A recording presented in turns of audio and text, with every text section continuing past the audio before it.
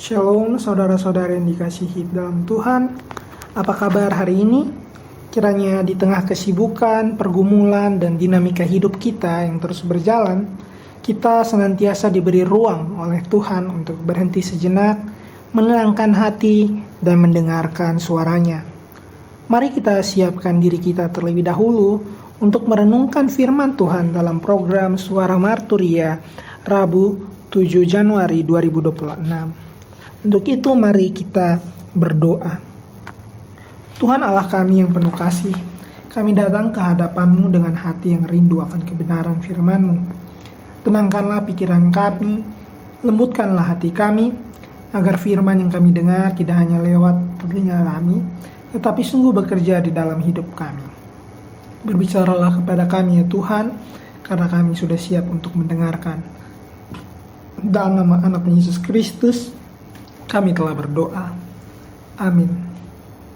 Kita akan membacakan firman Tuhan dari surat Efesus pasal 4 ayat 25 sampai 30. Surat Efesus pasal 4 ayat 25 sampai 30. Demikian firman Tuhan. Karena itu buanglah dusta dan berkatalah benar seorang kepada yang lain, karena kita adalah sesama anggota. Apabila kamu menjadi marah, janganlah kamu berbuat dosa, janganlah matahari terbenam sebelum padam amarahmu, dan janganlah beri kesempatan kepada iblis. Orang yang mencuri, janganlah ia mencuri lagi, tetapi baiklah ia bekerja keras dan melakukan pekerjaan yang baik dengan tangannya sendiri, supaya ia dapat membagikan sesuatu kepada orang yang berkekurangan. Janganlah ada perkataan kotor keluar dari mulutmu, tetapi pakailah perkataan yang baik untuk membangun, di mana perlu supaya mereka yang mendengarnya beroleh kasih karunia. Dan janganlah kamu mendukakan Roh Kudus, Allah, yang telah memeteraikan kamu menjelang hari penyelamatan. Demikian firman Tuhan, berbahagialah kita yang mendengarkan firman-Nya dan mengamalkannya dalam kehidupan kita. Bapak, Mama, saudara-saudari yang terkasih, Shalom. Perenungan kita hari ini dari surat Efesus bukanlah sebuah nasihat yang terdengar spektakuler. Tidak ada mujizat besar, tidak ada peristiwa yang dramatis.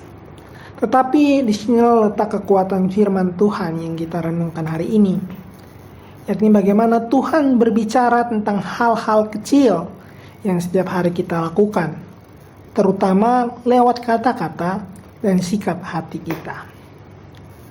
Ayat 25 dimulai dengan perintah yang tegas. Buanglah dusta dan berkatalah benar seorang kepada yang lain. Paulus tidak berkata jangan berdusta, tetapi buanglah. Artinya, dusta bukan sekedar sebuah kesalahan kecil, melainkan sesuatu yang harus dilepaskan secara sadar. Mengapa? Karena kita adalah anggota satu sama lain.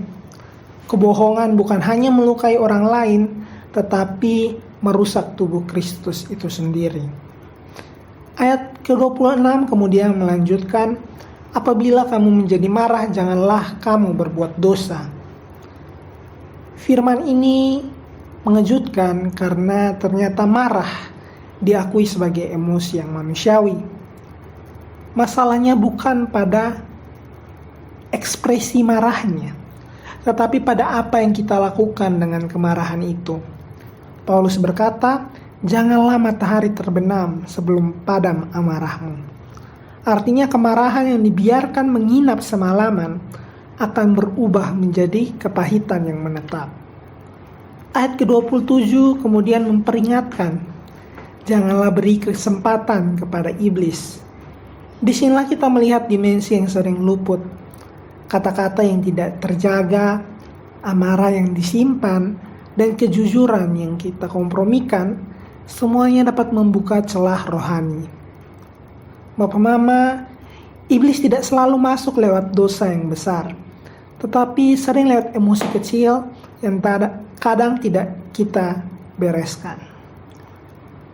Ayat berikutnya, ayat 28, bicara tentang perubahan hidup yang nyata. Yang mencuri, jangan mencuri lagi.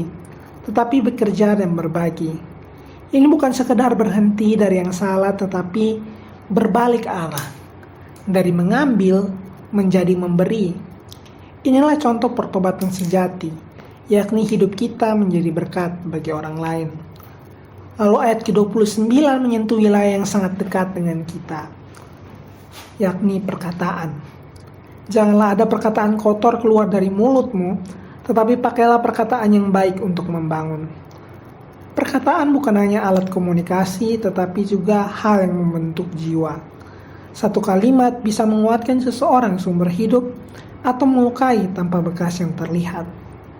Dan akhirnya ayat ke-30 berkata, janganlah kamu mendukakan Roh Kudus Allah. Ini kalimat yang menyentuh. Ternyata Roh Kudus juga bisa berduka, bukan karena kita lemah, tetapi karena kita enggan untuk berubah. Bapa, Mama, saudara-saudari yang dikasihi Tuhan, Roh Kudus tinggal di dalam kita, dan Dia rindu melihat hidup kita selaras dengan kasih karunia yang telah kita terima. Untuk itu, Efesus pasal 4 ayat 25-30 mengingatkan kita bahwa kekudusan tidak selalu dimulai dari hal besar.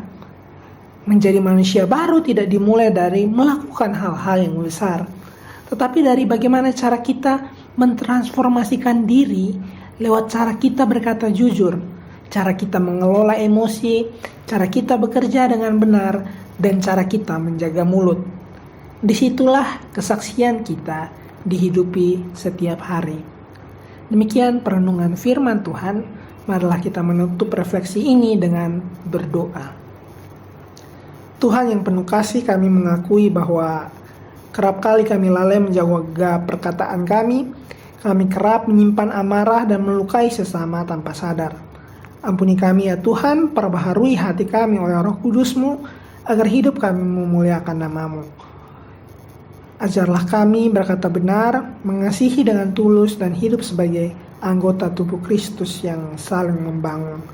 Dalam nama Tuhan Yesus Kristus kami telah berdoa. Amin.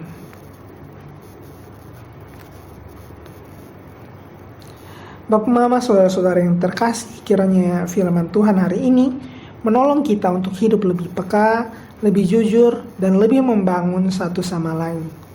Teruslah berjalan bersama Tuhan dan biarlah hidup kita menjadi suara kesaksian yang nyata. Saya pamit undur diri, Tuhan memberkati kita semua. Shalom.